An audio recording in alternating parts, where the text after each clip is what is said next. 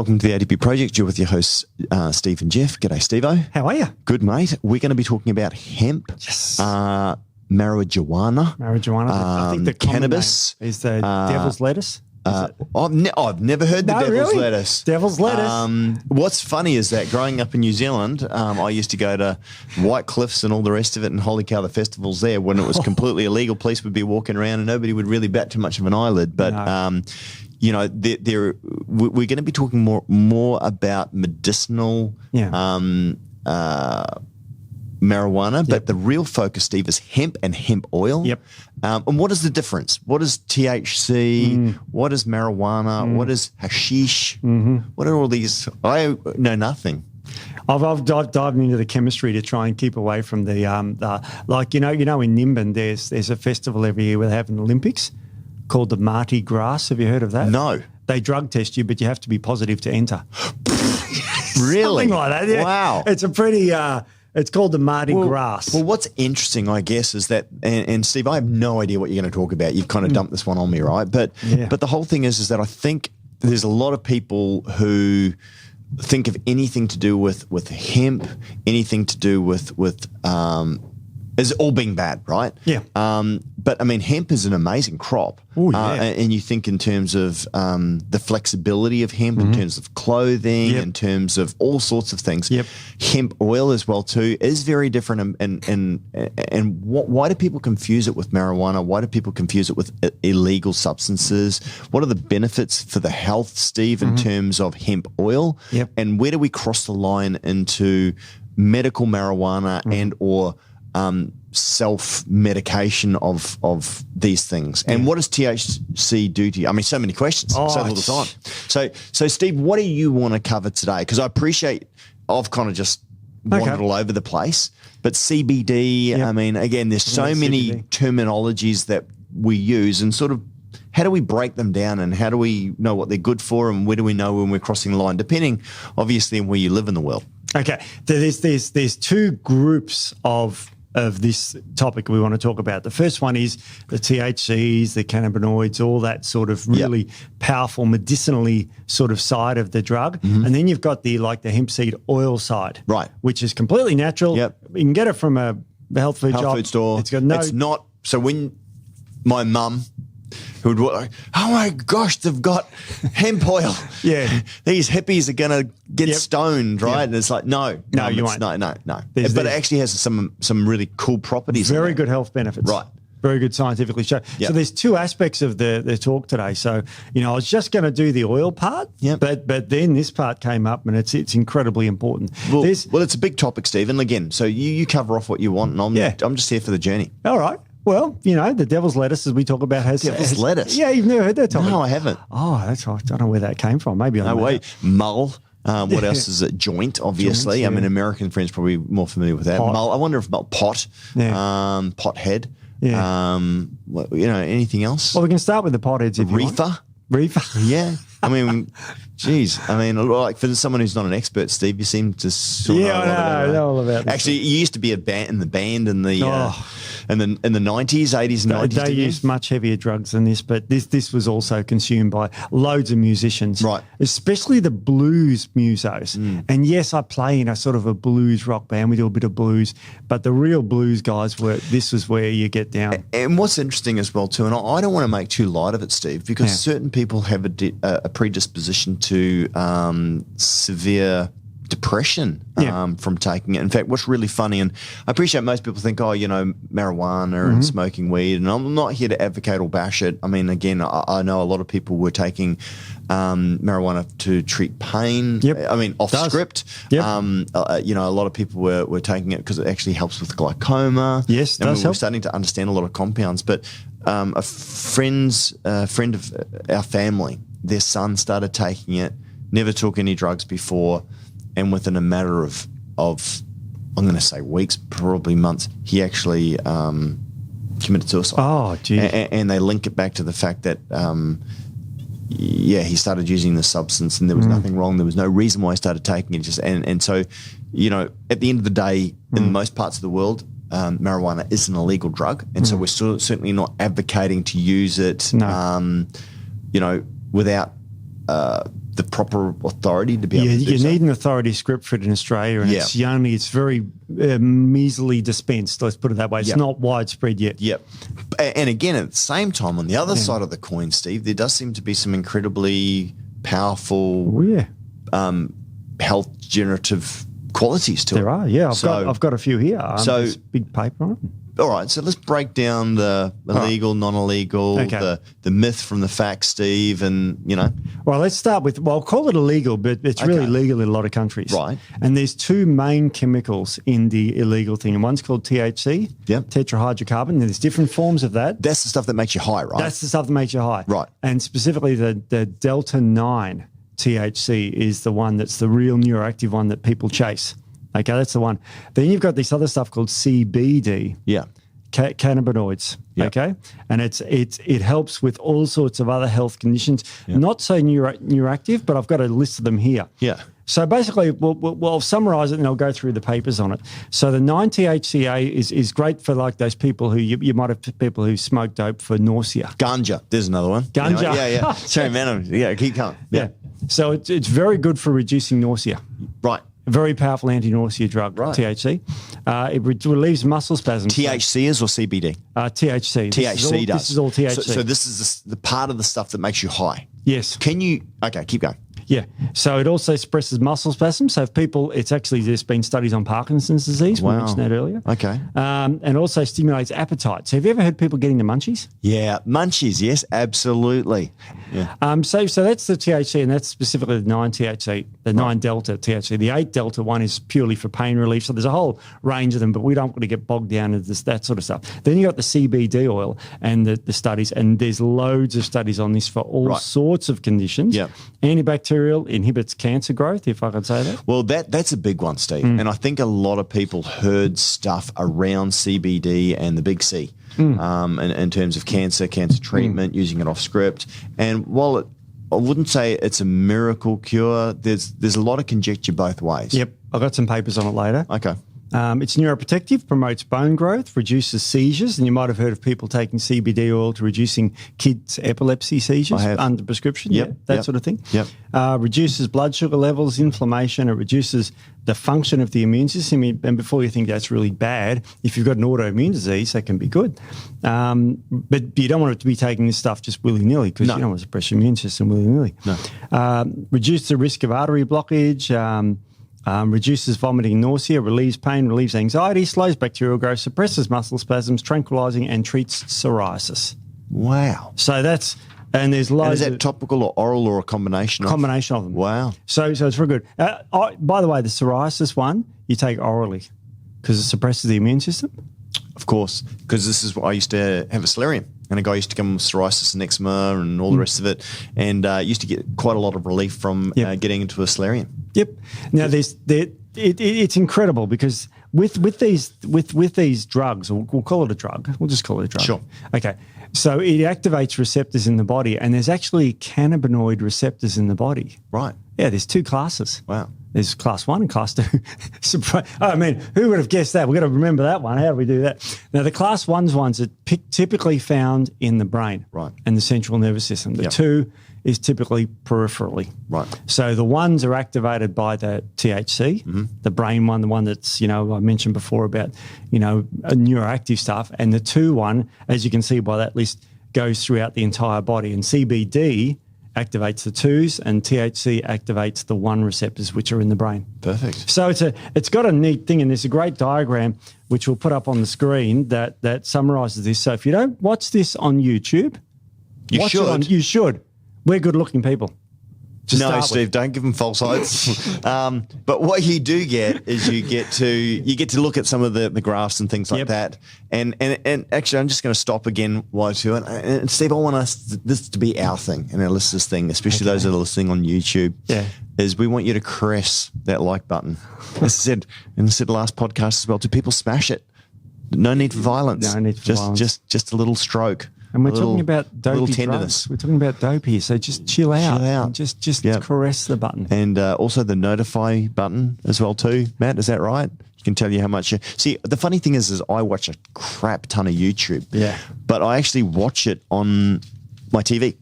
I never watch it on the computer. Yeah. I do like things, but I subscribe to a lot. Yep. But yeah, so you can subscribe, you can like. We'd appreciate that. As I said, Matt the sound guy gets fired unless he gets a certain number of people subscribing and liking. And we like him and we don't want him to go. Absolutely. So anyway, so enough about us. But if you can subscribe and like, that would be great. If you're listening to this on Spotify, just save the channel and like us. But yeah, and again, and one more thing as well too, and we want to hear from you. So we want your questions. Yep. If you've got a question, you've got a comment, you've got something you want Steve and I to talk about, you've got a health concern, an issue, we're here to help. We want to hear from you. We love it. We love it. In fact, towards the end of the podcast, I've got a couple of questions and comments that I'm going to read out. And everyone that we read out on the podcast, you guys are going to get some free gifts, some goodies. Good. A sample bag, a snack pack. But no drugs, right? No Scooby snacks. No devil's lettuce. No devil's lettuce. No, we don't give away. Steve, we don't want to go to jail. No. So don't think just because we're talking about it, we're not going to give it out. That's right. Right. Okay, that's good. I was going to make a comment myself there. We'd go to the #1 channel on YouTube, right? No. Geez, Jeff, I'm hungry. What do you got? Well, Steve, I've got an offer for you, bar none. Bar none? Actually, no, bar one. Bar one, just Actually, one bar. One of our bars, yeah. I think one of our bars could be an excellent substitute for that little snack that you want to have, Steve. Maybe instead of having a Tim Tam, have a delicious, nutritious, no way bar. But I'm dairy free. Oh, Steve, you're fine. It has no dairy. Gluten free? Gluten free as well too, I Steve. want it to have fibre in it too. It's got 9 grams of fibre, Steve, on average. I want collagen in there, so protein. 20 grams of collagen in there, Steve. 20 grams. I want it chocolate coated as well. We've got with dark chocolate. Absolutely. Dairy free. Absolutely. I don't want any sucralose or sweetness. There is none in there, Steve. We only use non-nutritive sweeteners in there. What colours? Which are good for your gut, believe it or not. Right. We do not use maltitol or sorbitol. And the colours are all natural. What about the flavours? Are they natural? They're delicious, Steve, and they are natural. Oh, my goodness. But now I say they're delicious. They are delicious. They are delicious. It's like a jelly Turkish Delight bar too, if you haven't tried one. It is, but we don't actually have Turkish Delight. But it is true, that sort of consistency. Yeah. But there's Belgian chocolate. Yeah. You know, we had a funny thing about that. We didn't know if it was Belgium chocolate or Belgian chocolate. So we did all these labels with Belgium chocolate, which is actually not. It's N, isn't it? It's not correct. That's right. It's Belgian chocolate. So that nearly was, anyway. We've also got toffee. Which is like a burnt toffee flavour, very rich, very decadent, really nice with a cup of coffee, actually. I really like that. And lastly, there's actually what I consider to probably be our most masterful flavour. The orange one. Which is the chocolate orange. And the reason why it's masterful, it actually has a natural oil that we actually have in there, which is similar, if you like, to those chocolate oranges that people eat. It's got the same essential oil in there. Yeah. But if you're looking for something a little bit different, you're sick of the dry, nasty, 1,000 ingredients, synthetic, maltitol, gut-ripping bars that are out there. If you've had enough and you want to go for something completely different, try the new No Way bars. Now, they're available in Woolworths, and now they're also available in all good sports retailers. But look, any good retailer should have them. And the nice thing is, through specialty as well too, they're going to be having some new and unusual flavours coming out pretty soon, including our birthdays coming up soon, Steve. I know. So keep an eye out for a special birthday flavour. I can't wait to try that. It'll be fun. I've got to give you a bit of history here. Okay. Now we'll talk about the THC, because this was actually prescribed. A drug was made out of THC and approved by the FDA in 1985. Get out. Yeah. I didn't know that. Yeah, for the treatment of AIDS. Right. Now, because why? Hang on. AIDS is obviously autoimmune deficiency syndrome. Yes. So what's the deal with that? Because what happens to an AIDS sufferer, and it's also and it was also approved for the treatment of anorexia and weight loss in patients with AIDS and chemotherapy-induced nausea and vomiting. Okay, so well, all that makes sense. Yeah, but I don't understand the AIDS thing still. Sorry. Because when you have AIDS, you suffer massive malnutrition and massive weight loss. Right. So now they didn't have. You got to remember now, AIDS is treated with antivirals because it's and people can live. And it's funny. Well, I kind of found out, Steve, it's not as I mean, remember back in the 80s with the old Reaper with the rolling ball and all that? Do you remember those ads? People wouldn't know that with the dry ice everywhere. Yeah. And everyone was scared witless, right? Yes. Well, I wasn't because I wasn't promiscuous like you, Steve, but you probably were probably just thinking. 85, I was 16.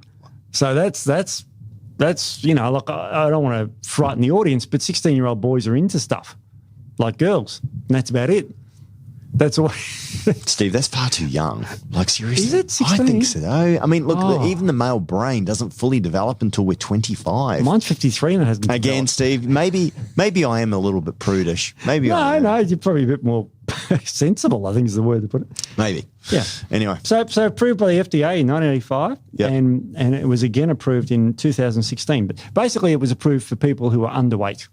So the theme there is if they've got cancer, cachexia from cancer, right, or cachexia, which is severe weight loss from AIDS, or someone who's just got anorexia or doesn't eat, no appetite. So basically, it's like the munchies working in your favour. Correct. So nowadays they're actually synthesizing 9-THC and calling it drugs.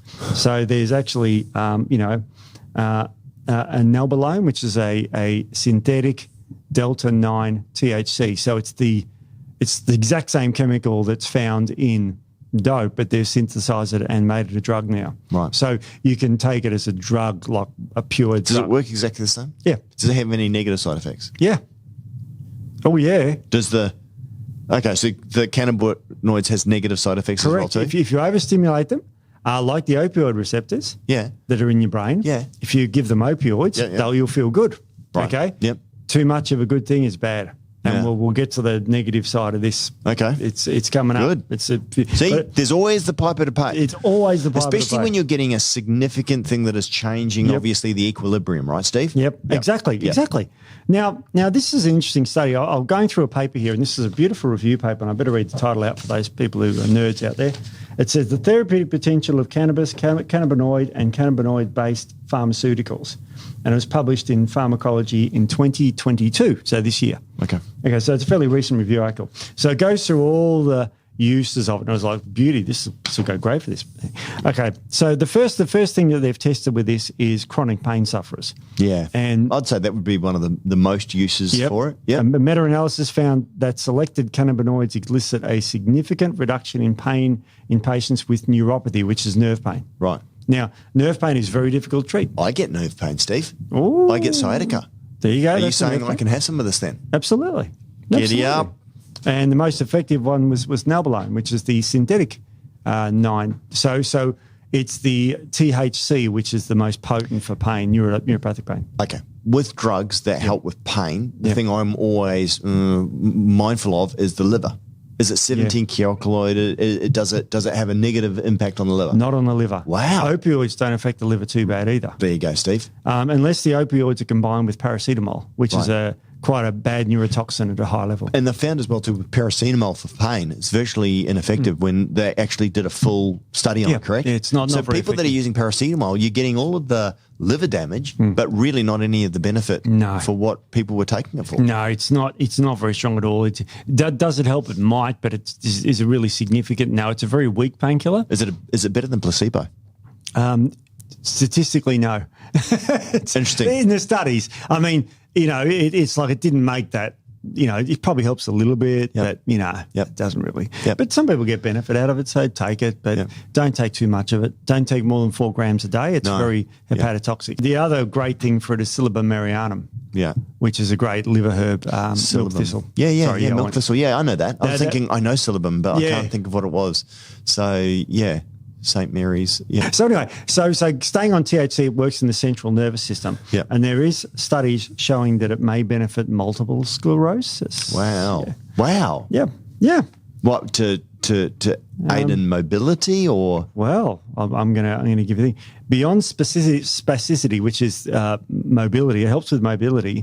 THC treatment has also been found in alleviating multiple sclerosis-induced pain in multiple studies. Wow, that's great. So there you go. Pretty good one. Yeah, very good. Pretty good one. So MS is, of course, multiple sclerosis, and it affects the brain, and all the myelin sheath goes away. Now, epilepsy, cannabis has been shown to be beneficial for epilepsy. Yep. And this is the CBD oil as well as the THC, so they work well together. So I thought it would be the THC stuff that would work better, the brain stuff, instead of the CBD stuff that's more peripheral. Yep. And I'm not doing it any favours because CBD is also in the brain as well. Yeah. The two receptors, not just the one. So works very well. Yep. So great for epilepsy as well, and it's been approved by the FDA for such. But what about ALS, which is Lou Gehrig's disease, which is a terrible degenerative disease where you start at the upper and you just sort of lose function eventually down to your legs, and then eventually you die. That's terrible. Oh yeah, my uncle second removed or something died of ALS or Lou Gehrig's disease. Started off, just getting a bit funny in the hands, and then wheelchair, and then sort of death. I was very young. Oh man. So yeah, that's terrible. Terrible disease. But anyway, all right, well, let's get it back on track. This is something for your son. This is a treatment for Parkinson's disease. If you have a ratio... Right, not that my son has Parkinson's. No. Back. So people didn't listen to the other podcast, Steve. That's part of the... That's right. So my son got very upset because when he went over to the next door neighbour's fence over the back, which we don't see, there was an old guy there that had Parkinson's, and it really, really upset him. So poor man. The famous person with this, we've talked about Hawkins before, but probably Michael J. Fox, the most famous Parkinson's. What was interesting about Michael J. Fox is that he could ice skate perfectly. Do you know that? Really? So he couldn't walk and obviously having problems, but he could ice skate perfectly. So different part of the brain, right? Yeah. It's fascinating. And also when you sleep, you don't release the dopamine, so you don't sort of... tremor when you're asleep. No, there's lots of things. But another thing he could have done is smoke dope if you wanted to, because if you take a ratio of 2 to 1 of THC and CBD, that has been shown to be helpful. Some studies say no, but some say, helpful. And what they do is the way they test this is in animals. They destroy the substantia nigra part of the brain, and they get all same sort of thing, which is a part of the brain. You can't do this in humans, obviously. And it does have dyskinesic activity. So in other words, it stops the shaking in animals. Okay. So it's a good one. And people, find it, they have some sort of benefit.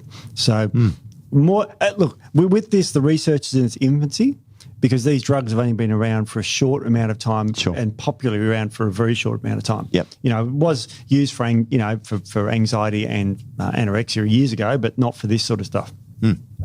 Huntington's disease. Yes. Speaking of naming diseases, this is a horrific neurodegenerative disease that is genetically programmed. So if you've got the gene and you're positive for it, unfortunately, you will get the disease. It's one of those sort of diseases. It's one of the... What sort of age does that normally sort of... 40-year-old women. Usually it's women. Right. And it's terrible. They just get... It's like Parkinson's movements, but exaggerated. Wow. It's just... people have to Google this, but they just are flailing all over the place. Terrible disease. Terrible disease. So anything that can help with that. And CBD oil does? It does in some of the studies show some benefit. Does it talk some benefit? Yeah. That doesn't cure it. Right. Mainly the CB2, which is the peripheral one that activates that. So the cannabinoids typically help. The THC is not as effective in this one, which is called the brain active chemical. Yeah. So it's a good one for the peripheral. Oh, man, what a horrible disease. Oh, horrible disease. PTSD.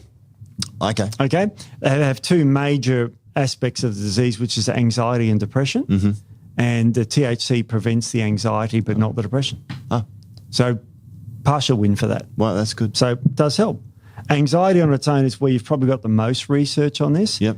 Very, very much THC is more likely to reduce anxiety symptoms in patients. So it's the THC component that reduces anxiety quite dramatically. Now, if you've ever seen someone who's, smoked the lettuce, they are not anxious people after they smoke. No. Okay, dude.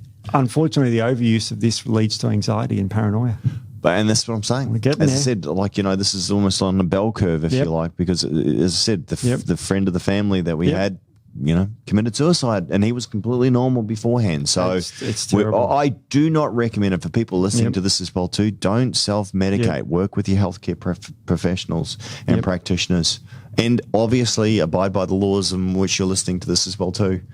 And I'm not saying all the laws are right. No. Go talk to your local politician. Go lobby the government. Go make a case right? Absolutely. As in terms of for medicinal marijuana or what have you, great.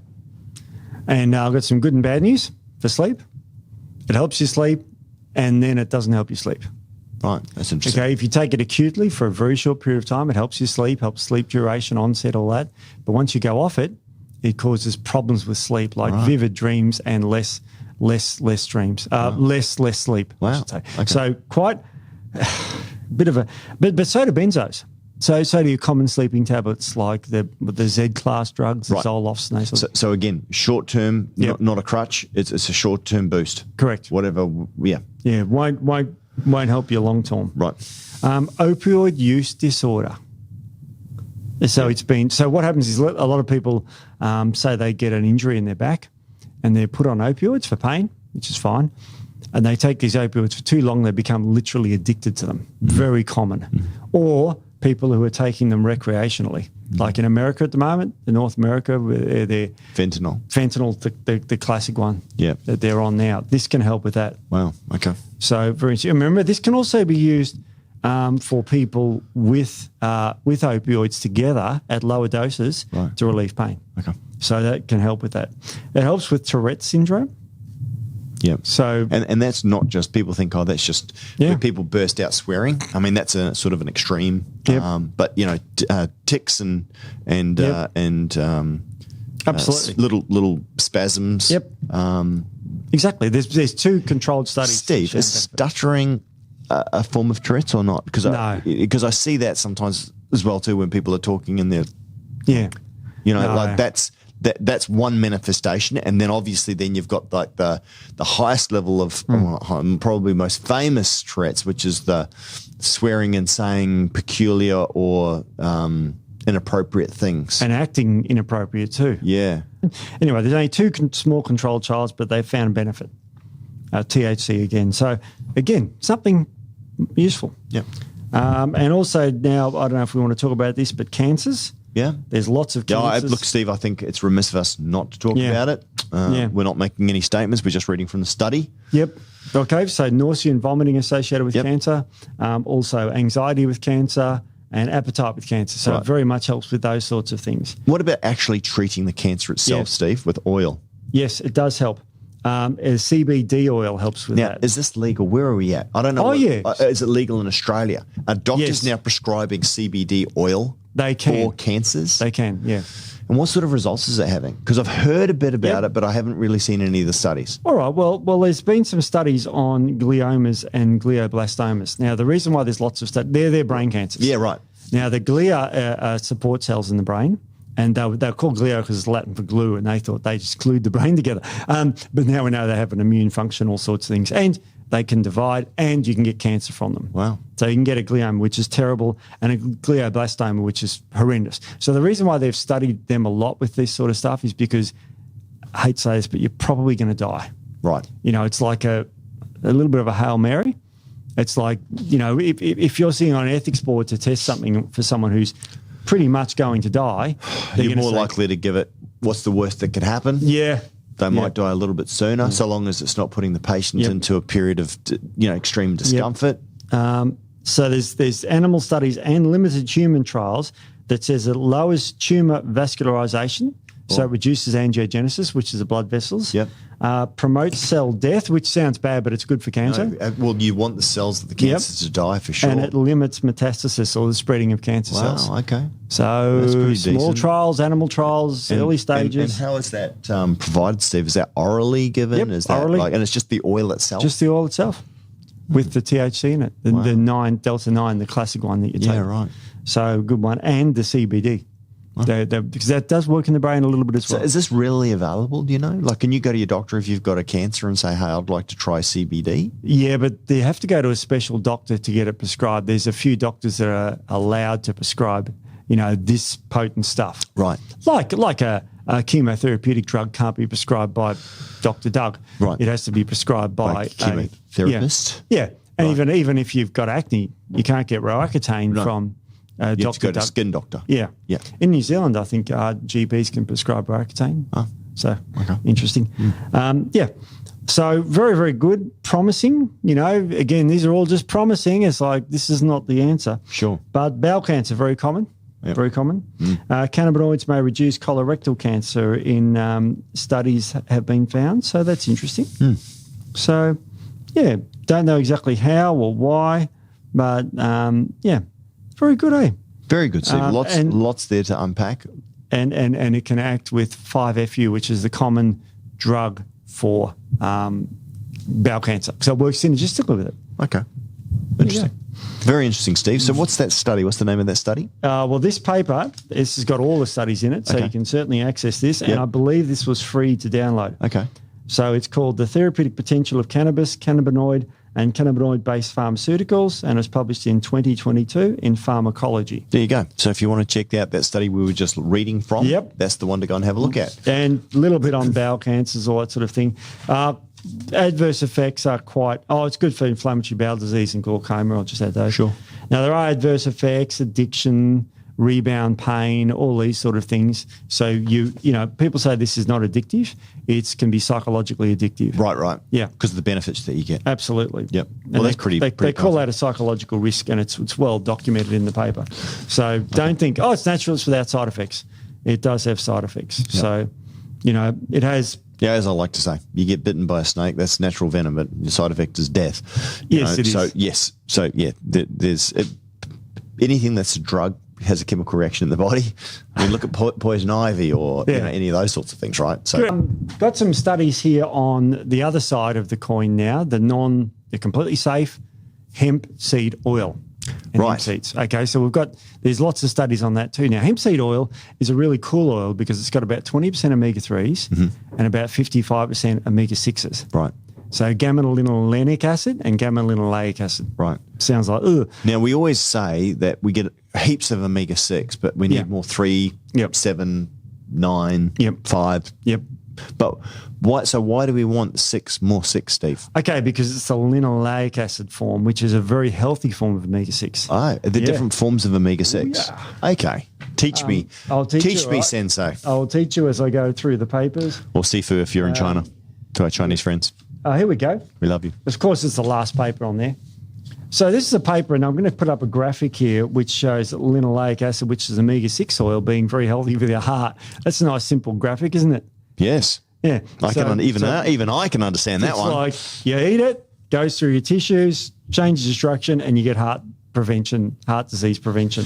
So this omega-6 oil is very, very good for your heart. Right. And we know this from a study that is called, you're going to love this, Dietary Linoleic Acid and Human Health, focus on cardiovascular and cardiometabolic effects. So linoleic acid is omega-6? It's an omega-6 oil. What's the one that we get in our meat and all the rest of it that we get too much of? Arachidonic acid. Is that omega-6? Yeah, it's an omega-6. So arachidonic acid is actually an omega-6? Yeah, of course. Okay, which is very pro-inflammatory. Sorry, it is. Steve, excuse me for being a bit slow on the uptake here. Yeah, and LA can be converted to arachidonic acid, but on its way through it has some very powerful effects to help with the heart. Okay. Because arachidonic acid, and I'll read from this paper here, which some pro-inflammatory and pro-thrombotic vasoconstrictor, which is bad for your heart. But this stuff is extremely good for your heart if you give it in the linoleic acid form. Wow, there you go. Because it's actually an essential fatty acid. Right. Yes. Like fish oil is not an essential fatty acid. Really? No. There you go. You don't need fish oil to survive. And omega-3 is very, very anti-inflammatory. Well, you got to remember omega-3 is a group of oils. Right. Okay? Yeah. And that can be EPA, DHA, or linolenic acid, which is what's in this oil. Right. And it's the linolenic acid, which is the essential fatty acid. Right. Because we can make EPA and DHA from that oil. Okay. Arachidonic acid is not essential. We can make it from linoleic acid, and we make other really good stuff from linoleic acid. Okay. So linoleic acid is extremely good for the heart. It also has a long-term glycemic control and reduces insulin resistance. So this omega-6 oil is a beneficial one for the body. Yeah. Very good. Is associated with the reduction of incidence of cardiovascular disease, mainly coronary artery disease, which is the biggest killer in Australia, and new onset metabolic syndrome or type 2 diabetes. Wow. So it protects against heart disease and diabetes. Oh, okay. And so very essential fatty acid. So it really does have a very good benefit. So the highlights from this paper, because it came with a highlight reel, I went, oh, beauty. I like it. Yeah. So linoleic acid is an 18-carbon omega-6 oil, which is, you remember arachidonic acid is 20. Right. So 18 is the good one. Adequate dietary of spivalate is critical for human health. So without that oil, you literally die. Wow. Which is essential. What's it found in our foods mostly from, Steve? Mainly seeds. Yep. And nuts. Right. And some meats. Okay. So this is why we... It's funny, isn't it? I mean, obviously these poor kids that can't take their seeds and their nuts to school anymore. And it's something I remember growing up that we used to eat. I used to eat a crap ton of sunflower seeds and used to have, even peanuts, mind you. They're probably out of vogue now, but, even a little bit of almonds or, macadamias and stuff like that. But my 8-year-old can't take, my 14-year-old, he can take them to high school, but my 8-year-old cannot take any forms of seeds or nuts into the school. Wow. And as I said, I remember it was a staple for me growing up, was sunflower seeds and, that sort of stuff. Very healthy for you. Yeah. I mean, nuts and seeds are very healthy for you, yet they're high in this thing. Sure. But this thing is the good omega-6. Wow. There you go. So it's really good. So it also LA, I'm going to call it LA, not Los Angeles, but that's what they call it, linoleic acid. Yep. Intakes blood levels is inversely correlated with coronary heart disease. So what we know in people, if you've got lower this, you've got high heart disease. Okay. Inverse correlation. What's the best nut and or seed? Do you know, Steve, off the top of your head? Seeds. That's it. They're the best. And I haven't even started on the omega-3s of this. Wow. This is why this one is the best for you. Also, the polyphenols in it are very good for you as well. So you can get it as an oil, obviously. Yep. Would you want to eat hemp seeds? They don't taste very good. No, I was going to say they'd be bitter, wouldn't they? They are bitter because of the polyphenols in it. Yeah. So they don't have that sort of benefit in that way. So the oil is virtually tasteless. And the final summary from this paper is LA intakes should be increased in a large part of Western countries. Yeah, right. So, we're over omega-6ing. We are, but different omega-6s. We know that marbled Wagyu steak and red meat and all this sort of stuff that the WEF doesn't want us to eat. Maybe it's because they care about us, Steve. Yeah, maybe. Well, that's when you give a cow certain omega-6s found in grains. Right, but it is true though, right? In our diet, in the Western diet, we eat probably too much red meat. Oh my gosh. You want on nothing, and you would be happy. But we do. We do eat, and we probably don't eat enough fish. Yep. And we probably don't eat enough, nuts and seeds, obviously, by the sounds of it. Yep. So maybe back off the red meat a little bit. I kind of feel weird saying this now. Yeah. And incorporate more seeds, nuts, grains, and, maybe not grains, Steve, but seeds and nuts. Yeah. Healthy omega-6s. And healthy omega-6s. And, of course, if you can, try and find some hemp seed oil. Very cheap. It's not that expensive, and it's readily available. It hasn't got any of the ooey better stuff. than flaxseed oil, Steve, right? Yeah, it is. Yeah. It is. Yeah. Flaxseed oil is good. Nothing wrong with it. Yeah. But this has the better profile. Yeah. Now, what they did was they wanted to see whether the red blood cell level of omega-3 oil or the index went up if you took hemp seed oil. Okay. And I'll read the title. 8-week hemp seed oil intervention improves the fatty acid composition of erythrocyte phospholipids in the omega-3 index. There you go. So it didn't affect the lipid profile, so it doesn't affect you. It doesn't adversely affect your lipids or anything like that. It just boosts your omega-3 levels. So it's a very good way to get omega-3 in your body. All right. Awesome. Now that's using hemp seed oil. So forget, yes, omega-6 good for your heart and all that sort of stuff, need more of it. The omega-3 in hemp seed oil, which makes up 20% of it, is great to get rid of your... And that is why we use it, Steve. Yeah. Yep. So it boosts omega-3 levels in your body. So if you're taking an omega-3 oil, consider this one. Yep. Absolutely. Brilliant. Skipping through Plant-based omegas are the absolute way to go. Absolutely. Because they're the essential omegas. Mm-hmm.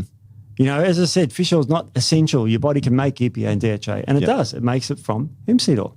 Go on. So there's a paper here called Omega-3 Fatty Acids and Inflammatory Processes from Molecules to Man. That's sexist. Can we say that? Mole to man. No. Molecule. Oh, molecule. Am I allowed to say that? Well, I just did. I didn't write the damn thing. Probably written by a man. Philip, there you go. How do you know? I suppose I don't know anymore. I know nothing anymore. No, nothing. But it's got a great pathway, which we'll put up on the screen for those who are watching us, and you should watch us. I'll show you the pathway. And you can see right at the very top there, which is the stuff that we eat, and that's the linoleic acid and the linolenic acid. The linolenic acid is the omega-3s. Right. So flax has both of them. Right. So once you convert it through from delta-6, delta-5 desaturase, and then elongase enzymes, it turns it into all the good fats that our body needs. Yep. So it can make everything out of what you take. If you give them EPA and DHA, it won't go backwards and make the linolenic acid. Which is why, again, Steve, I think we've always, well, not always, but we've argued pretty strongly against taking omega-3 from fish oil or from krill, not only because, we don't want to see the oceans fished out, not only that, because we don't want to see it going rancid on the shelf, which is a big one for me as well too. I mean, I'm all for eating fish and I think that's great, but realistically, fish farming, krill farming to get your omegas is not good. No. And the funny thing is, I feel like the sustainability movement has been hijacked a little bit. And I think, for open thinking people like us, Steve, but there's a significant element of truth here is that we do care about the planet. We do care about food supply. And mate, if you can get it from plant sources which are grown and superior, then do that. And also less chance of going rancid.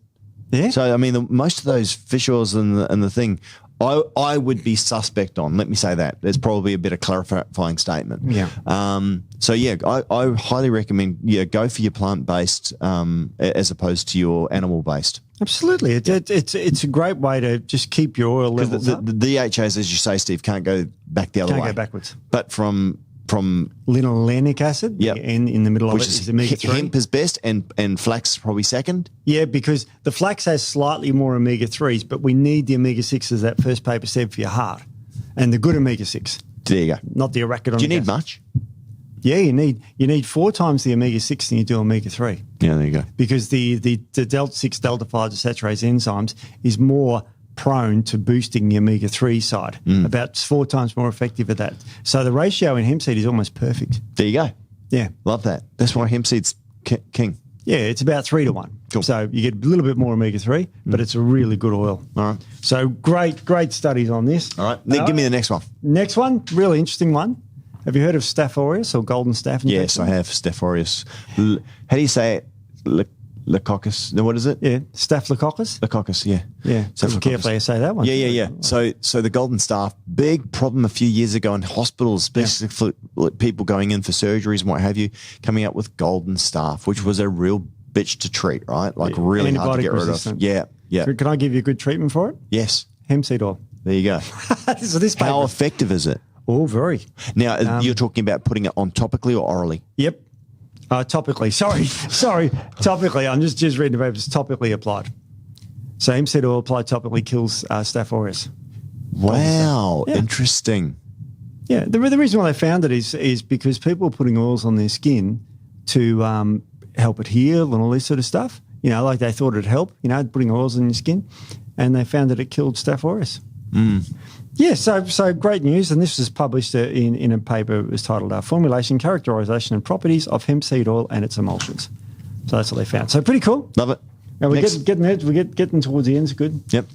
This is a great review paper for if you're sort of like going, oh God, this was a bit complex, and this is a really nice review of hemp as food. Right. Okay, so you can go through all the different types of things. Really nice review paper. It's called A Review of Hemp as Food and Nutritional Supplement, and that was 2021. Okay, good. So it talks about all the different hemp supplementations, the drugs, all the things, all the benefits of hemp seed oil. Unfortunately, hemp seed oil has some horrendous tastes. Yes, it does. So you just got to be a bit wary of that. Yeah. And I found an early study where they used hemp seed oil on people with atopic dermatitis, which is allergic, redness, eczema. So very, very important. And how did it go? They took it orally. Yep. And it said dietary hemp seed oil caused significant change in plasma fatty acid, improved the clinical symptoms of atopic dermatitis. Wow. Okay. Yep. Great. So they gave it to them orally. Hemp seed oil, very, very beneficial if you've got skin. And it was a 20-week randomized, single-blind crossover trial with atopic patients. Wow. So really good study. Very, very powerful results. So if you've got eczema, take it orally. Yep. You know, If you put it on topically, would it work or no? maybe, but they only The study was done orally. Yeah, orally. Okay. I mean, couldn't hurt putting it on topically. You can't imagine. Okay. That's good. Yep. Oh, one of the good news is that it really helped improve all their fatty acids and all their omega-6s and all this sort of stuff. So really, really good sort of, the skin dryness and itchiness both improves. So that's perfect. I know my sister used to have eczema. Even Corbin used to actually have it when he was very young. Yeah. But man, it's a horrible disease. Yeah. Yeah. So thinking, so sort of taking it as a whole here. What we've got with hemp seed and hemp and these things is we've got the drug ones, we'll call them, CBD, the THC ones, and we've got these oils that we're talking about. These oils have got no issues with any regulatory. No THC, no, it's not going to make you high. No. There's no drugs in it. A sniffer dog's not going to stop you at the airport and you sit down and you go to jail. So it's completely, you can get it from a health food shop, you can get it from anywhere. Right. So the other stuff that we talked about at the start of the podcast, that's the stuff that you need a prescription for, and that's we'll call it the active components when you smoke and that sort of thing. So still a use, possible uses if you've got those conditions we talked about. But the oil is great for long term. You can take it till the cows come home. Very, very healthy for your heart, skin, your body, inflammation, gets rid of microbes. Really good one to take as a health supplement because they are essential fatty acids, and as the name would suggest, they are essential. It's pretty awesome, Steve, actually. Yeah. Really cool compound, and certainly something I'd recommend people to add into their resume, even if it's just for the omega benefits that you're going to get from it, right? Look, and if you can take them with certain essential oils, you can actually move that pathway quite readily. So if you've got some specific essential oils in there, you can actually move that pathway through to all the other omega-6 and omega-3. So it gives you the broad spectrum. It gives you the building blocks, and your body can make the broad spectrum. Awesome. So a really good supplement to take.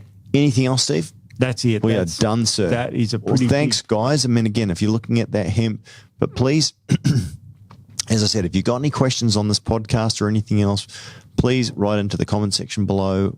Jump onto the website, ask our friendly team. You'll see their little names pop up there. There's Tom, there's Aaron, there's who else is in there? Lauren. I think even Tony's on there from time to time. Oh, good. So, but please, drop us a question, drop us something that we can help you with. And look, at the end of the day, we don't typically engage with trolls too much. Trolls. I do. Steve loves them. All right. Anyway, so and these people are not trolls. No. So we actually got some questions here that we'd like to read out. So this one's from Catherine. Yep. And again, Catherine, apologies. This is probably a little old by the looks of things here, but gosh, I just love your podcasts exactly as they are. Guests are fine, but I really enjoy the chemistry you two have. I would love to hear more on your conspiracy theories. Maybe some more myth busting. We're laughing because we're always told no more with the conspiracy theories. And look, we all say it as a bit of tongue in cheek. And look, I do love it as well too. And let me say this with regards to that whole conspiracy stuff as well too. It's a bit of fun. Yeah. Some of it could be true. Some of it could be way off. Please don't take anything we say as gospel. Maybe some more myth busting or going over new information which contradicts previous medical, in inverted bunny little ears here, common knowledge. Yeah. Things that we thought were settled that turns out that weren't settled because we know otherwise. I always always welcome more information about herbs. And look, absolutely, Catherine, thank you so much. Huge fan on herbs. Love traditional Chinese, Ayurvedic, and even Western herbal medicine, Steve. I think herbs are incredibly powerful and underutilized. I think there's a whole series that we could probably do on herbs and what they're good for and how to use them. One of the things that we really focus on is quality in information and in the herbs that we use. Yeah. We are always searching for the absolute best because this information, education, and products are designed for our friends and for our family first and foremost. So I love herbs, Steve. I think there's so much there. There's so much there, really. We can't talk around products, but we can talk about the actual herbs themselves. So in terms of that, we will do some more. Yeah. Today's one was a herb. Well, yeah, today's one was that was fantastic, Steve, and I love the whole thing about the hemp demystifying, because I think a lot of people might be concerned around the legal aspects of hemp, because it sounds like could be illegal, right? Sounds dodgy. Yeah. So, but yeah, thank you, Catherine. Really appreciate it.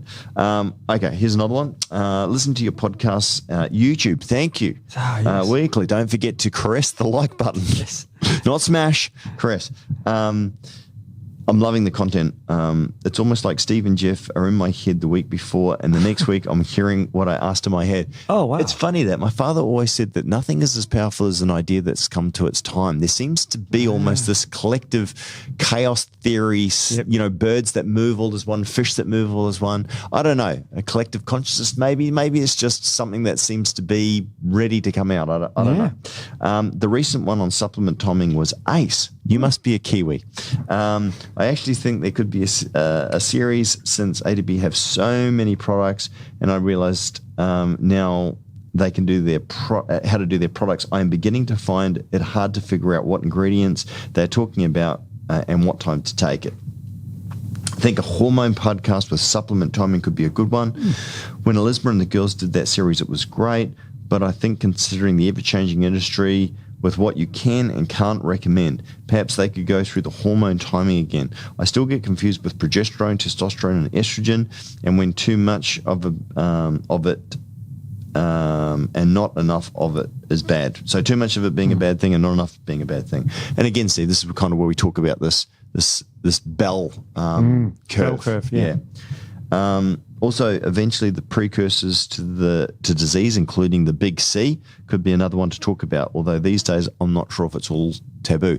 And interestingly enough, we do get edited. Our internal team, we're constantly doing information, and then we figure, you know what, it's not safe for YouTube, or it's not safe for socials, and so we end up cutting it. There's poor Matt. There's a lot that ends up on the editing room floor. Yeah. Not that you actually edit with film anymore, Matt. No, that's a funny old saying, isn't it? It is, isn't it?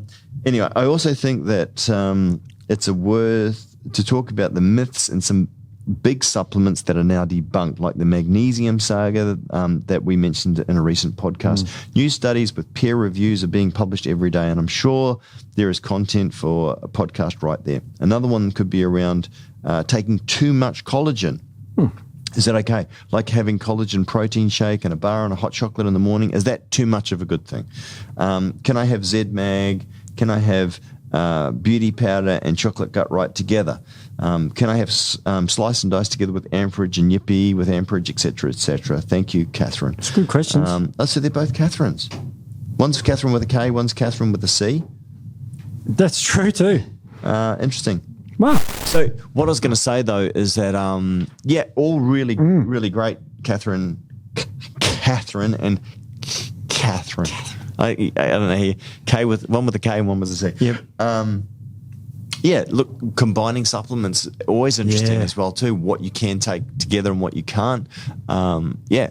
So well, certainly you can take the beauty and chocolate right, but the ZMAG, you may be doubling up on the amount of magnesium because there's loads in the chocolate, and that could cause squirts. And that's actually something that's interesting. If you find you're taking too much magnesium, you'll have fluidy bowel motion. Yep. So definitely taking the ZMAG with the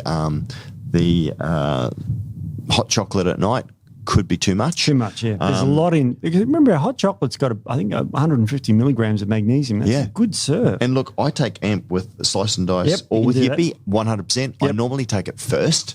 Then you get the sort of funny taste with it, but I do, because I like that being the first thing that I have in my oral cavity in the morning. It's good. So, the Yippee and slice taste great. Yeah. Like, just forget anything else. They just taste great. So they're good to have afterwards. Yep. So, but yeah, absolutely, some really good content there, Steve. Yep. And something that we can have a look about around some of the myths out there in the industry that have been considered to be gospel, and now we're starting to find out that they're not. That's a great idea. That. And again, because we always say, one, question everything. Two, the science is never settled. So it's always good to go back and revisit some of these things, like shock horror. The earth is not flat. I thought it was. So we've got to keep questioning these things. But thank you, Catherine.